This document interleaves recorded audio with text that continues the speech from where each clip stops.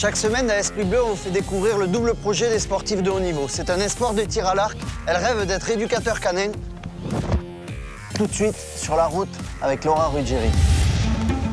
À 19 ans, elle incarne la relève du tir à l'arc en France. Arrivée sur la pointe des pieds à l'INSEP en 2013, Laura Ruggieri a été sacrée l'été dernier championne d'Europe par équipe. Aujourd'hui, elle ne se fixe aucune limite.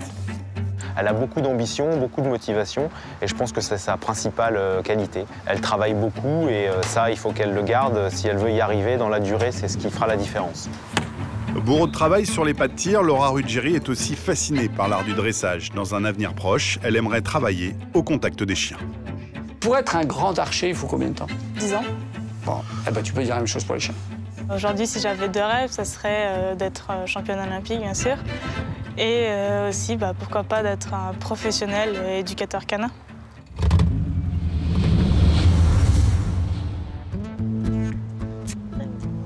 Si aujourd'hui Laura a pris ses habitudes sur le pas de tir de l'INSEP, rien ne l'a prédestinée à devenir l'un des grands espoirs de la discipline. Il y a 10 ans, le tir à l'arc est arrivé par hasard dans sa vie, une journée d'été en vacances, dans un camping. Et un jour, avec ma mère et mon frère, on passe devant le panneau d'affichage des activités. Et là, on va activité tir à l'arc. On a commencé, on s'est pris au jeu avec ma mère. Et là, le premier jour, on gagne une pizza. Le deuxième jour, on recommence, pizza gagnée. Et là, en fait, il y a le monsieur qui s'occupait de cette animation. Il s'appelle Bernard Biron. Et il me dit, écoute, il y a un club à Marseille et je pense qu'il faut que tu y ailles vraiment, il faut que tu t'inscrives. 10 ans plus tard, les pizzas se sont transformées en médailles. L'entraînement aussi s'est considérablement professionnalisé. Exemple ce matin-là avec une séance à 70 mètres, la distance olympique. Ça doit passer près, non? À l'aide d'une caméra ultra ralentie, chaque geste est décrypté pour rectifier la moindre imperfection. Au bout d'un moment, ça touchait et donc du coup, ça peut ralentir la vitesse de sortie de flèche et puis engendrer des impacts un petit peu incohérents aussi par rapport à la qualité de tir. Voilà, donc là on a fini l'entraînement officiel, on va dire. Donc on va commencer le tir compté, donc 12 fois 6 flèches.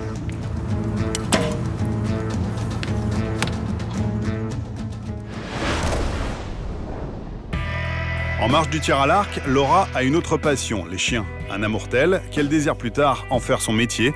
Après avoir eu son baccalauréat l'an dernier, aujourd'hui la jeune archère n'hésite pas à pousser certaines portes pour en apprendre davantage.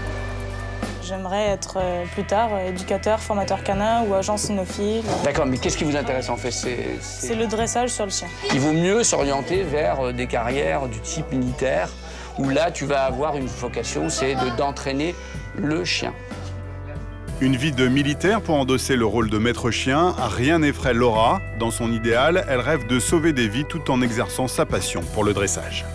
Les chiens sont beaucoup plus sensibles à ce que tu montres qu'à ce qu'ils entendent en fait. Du coup, t'as plus à crier, quoi, je veux dire. Donc quand tu utilises la langue des signes, ça marche très bien. Ça marche beaucoup mieux d'ailleurs. Si tu veux être la meilleure, il faut être très têtu. Et alors avec les chiens, ça c'est sûr. Il faut inventer des règles. Il faut s'y tenir et puis il faut jamais lâcher l'affaire. Donc je pense que ça, c'est une qualité que tu dois avoir, de ne pas lâcher l'affaire. Qualité ou défaut, je sais pas. En tout cas, le chien, c'est têtu.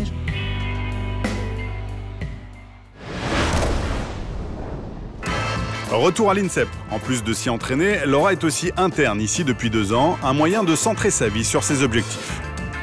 Quand on arrive là, c'est le rêve, quoi. Et juste de voir nos grands champions là, tous les jours, c'est énorme. Je peux me lever à 6 h du mat pour aller, comme on faisait en hiver, à 6 h 30 tirer à la halle.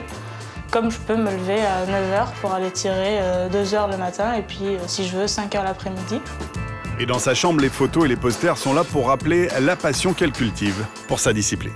C'est Bérangère Chou, donc en classique, qui est avec nous ici tous les jours. Bérangère Chou, l'idole de jeunesse de Laura, devenue aujourd'hui sa coéquipière en équipe de France. C'est elle qui lui a donné envie de faire du tir à l'arc à haut niveau. Laura, je la connais depuis un petit moment puisque, je ne sais pas si elle vous l'a dit, mais elle est très fan de moi. Voilà, je sais qu'elle m'a beaucoup suivie. À chaque compétition que je faisais, elle venait me voir. J'ai suivi Bérangère depuis toute petite. Elle m'a expliqué le fonctionnement INSEP. 2 ans après, j'étais à l'INSEP. Quand elle est arrivée à l'INSEP, pour elle, c'était impossible de me battre. Là, elle a travaillé dessus, elle a changé. Maintenant, quand on se rencontre, voilà, elle jette plus ses flèches, elle les tire bien. Et après, c'est la meilleure qui gagne.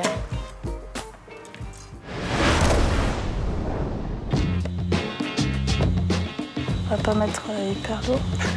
Contrairement aux idées reçues, le tir à l'arc est un sport exigeant sur le plan physique. Laura Ruggieri s'impose régulièrement des séances de renforcement musculaire pour éviter les blessures et optimiser ses performances.